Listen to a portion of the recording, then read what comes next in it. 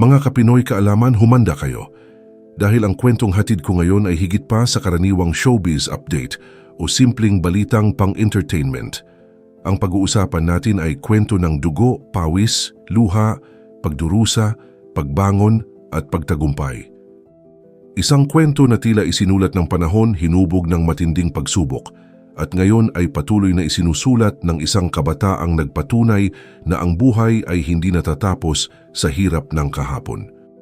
Sa dami ng mga personalidad sa Pilipinas, minsan mahirap nang makita ang tunay na inspirasyon sa gitna ng mga headline.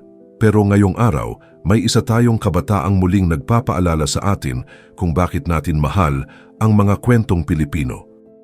Dahil ang mga ito ay puno ng puso, puno ng tapang, at puno ng pag-asang walang kupas. Ito ang mas malalim na pagtalakay sa buhay at pag-angat ni Eman Bacosa Pacquiao. Hindi lamang bilang anak ni Manny Pacquiao, kundi bilang isang individual na naglalakad sa sariling landas, may sariling laban at may sariling pangarap. Hindi lahat ng kwento nagsisimula sa saya. Hindi lahat nabibigyan ng maginhawang kapanganakan. At si Eman isa sa malinaw na patunay dito. Sa murang edad, sa panahong dapat puno ng saya at kalinga ang isang bata, ang naranasan niya ay pagkagutom na sumasakit ang tiyan araw-araw. Pang-aabusong pumunit sa kanyang tiwala sa mundo.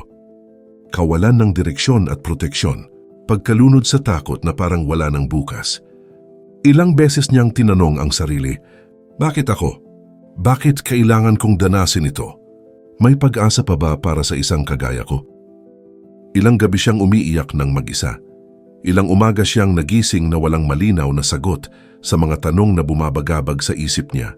Ngunit sa gitna ng lahat ng ito, may isang bagay na hindi kailanman nawala, pananampalataya na hindi siya pababayaan ng Diyos.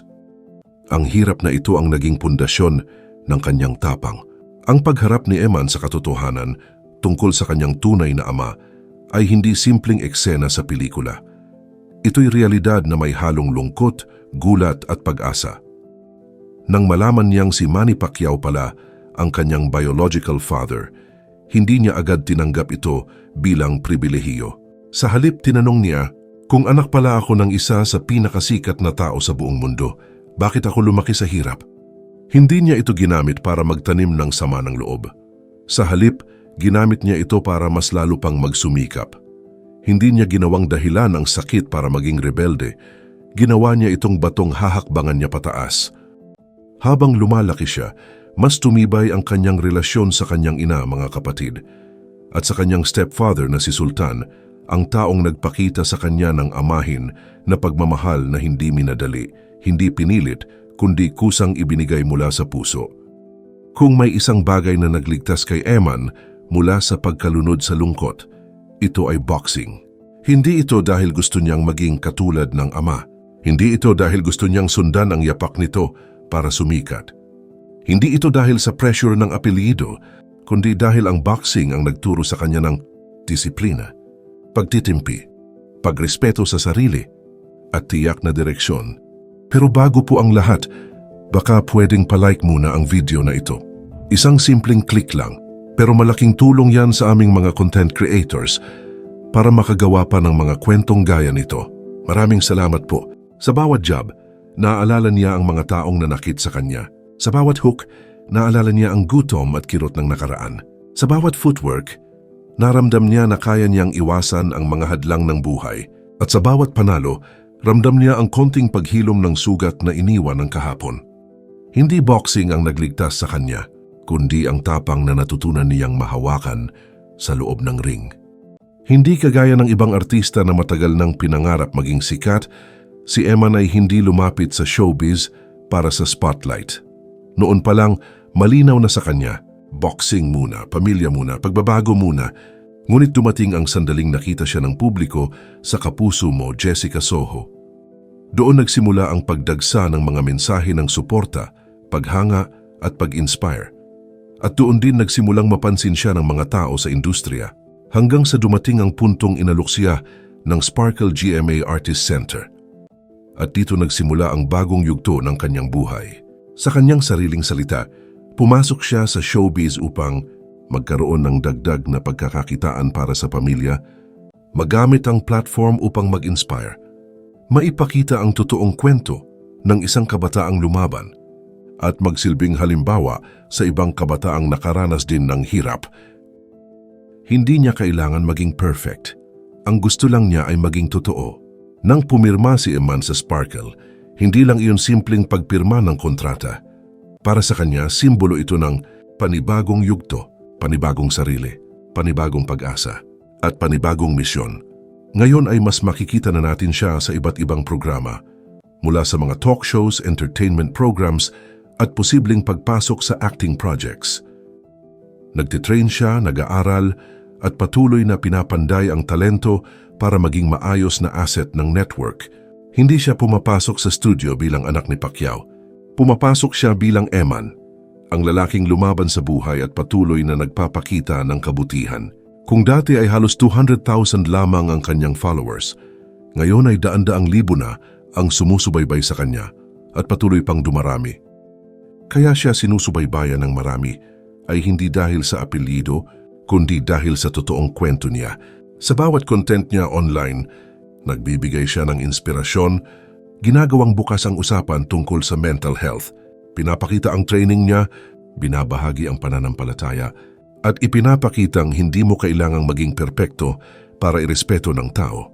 Kailangan mo lang maging totoo. Dumarating ang endorsements pero mapili siya.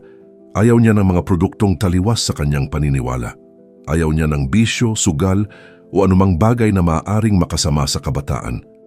Ang pinakamagandang bahagi sa journey ni Eman ay ang hindi niya paggamit ng Pacquiao para umangat. Hindi niya ito tinuring na shortcut. Para sa kanya, iyon ay pangalan ng isang ama. Hindi shortcut sa tagumpay. Gusto niyang ipakita na may sariling talento siya, may sariling sipag siya, at may sariling kwento siya na dapat pakinggan. Masaya siya sa suporta ng kanyang ama, pero mas masaya siyang makita na kaya niyang tumayo gamit ang sariling paa, sariling pagsisikap at sariling puso. Maraming kabataan ang nakaka-relate sa kanya. Yung lumaki sa hirap, yung nakaranas ng pagtanggi, yung iniwan, yung nasaktan, yung napag-iwanan, yung walang naniniwala. At dito pumapasok ang tunay na dahilan kung bakit mahal ng tao si Eman.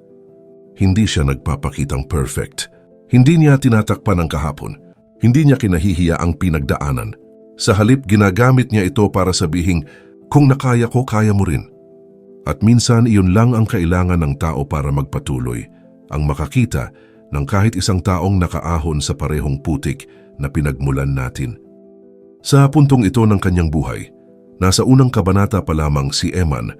Nagsisimula pa lang ang kanyang pag-akyat, marami pang pagsubok, marami pang laban, marami pang kailangang pagdaanan.